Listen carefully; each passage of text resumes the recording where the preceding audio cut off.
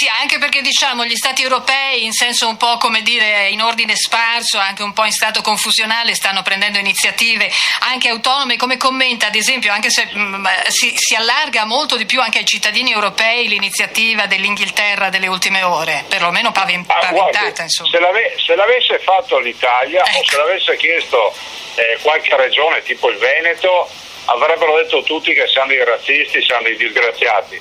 Lo chiede la civilissima Gran Bretagna, adesso attendo di vedere i commenti che fanno gli altri, no? Civilissima Gran Bretagna di fronte al pericolo, perché la civilissima Gran Bretagna non si pone il problema dell'ospitalità, prima di tutto si pone il problema del terrorismo, dice addirittura di mettere in discussione anche la presenza dei cittadini europei se sono in assenza di contratto di lavoro.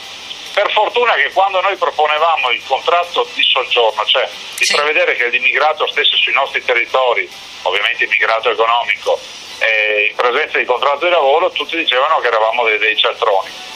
Voglio vedere se gli stessi hanno il coraggio di dare degli cialtroni ai britannici, sono proprio curioso.